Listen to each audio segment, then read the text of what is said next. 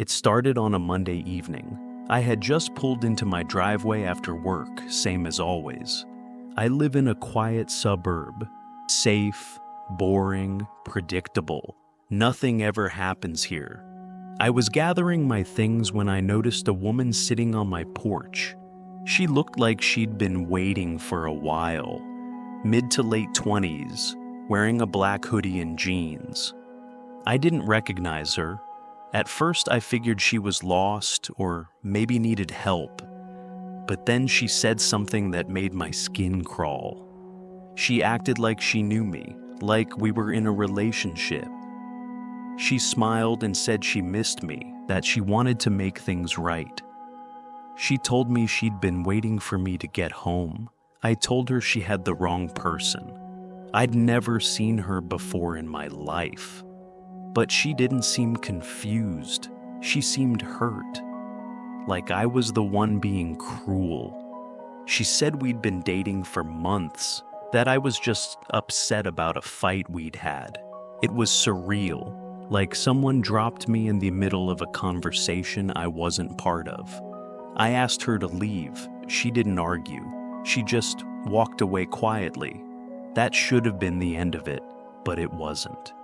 The next day she came back, knocked on the door like nothing was wrong, and said she brought me dinner. She said maybe I still didn't remember her. She left a bag on my doorstep, a burger and fries, still warm. I didn't touch it. That night, I started getting text messages from an unknown number, sweet little check-ins like we were a couple. Hey babe, just thinking about you. Don't forget our show tonight. Call me when you're home. I blocked the number, then the emails started. She sent photos, doctored ones. They looked real at first glance. Me and her in a park, smiling, arms around each other. But I'd never been to that park. I didn't own the shirt I was wearing. The images were fake, AI maybe, or Photoshop. I don't know. But they were convincing enough to make me feel like I was losing my mind. I filed a police report. The officer listened politely but didn't seem especially concerned. She hadn't threatened me or broken anything. Not yet. That night, I got a notification from my doorbell camera. It was just after 2 a.m. She was standing there, motionless, staring directly into the camera. She didn't knock, she didn't say anything. She stood there for 11 minutes before walking away. The next day I stayed home from work. I was too rattled, I couldn't focus. Around 4 in the afternoon, I heard something outside, the sound of my mailbox opening. When I checked, it was empty. But tucked under a rock on the porch was a folded note. It said, I know this is confusing for you, but I'm real. We're real. You just need to remember, I'm not giving up on us. I called the police again. They promised to keep an eye out. That weekend, I stayed at a friend's place. I needed a break from my own house. But before we left, I saw her again, sitting in a parked car across the street, just watching. She didn't react when I looked at her. Didn't even blink.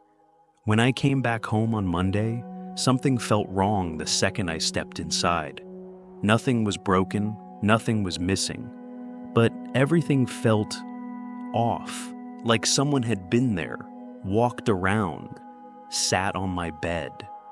On the kitchen table, I found a Polaroid. It was a photo of me, asleep in bed. The angle was from the hallway, like someone had taken it through a crack in the door. That's when the police finally started taking it seriously. They dusted for fingerprints, took statements, said they'd follow up. I haven't heard back since, but the emails haven't stopped. Every few days, I get a new one. Still love you. I forgive you. Don't forget me. And then, last week, the worst one yet. I'm waiting inside. I've changed my locks. I installed cameras.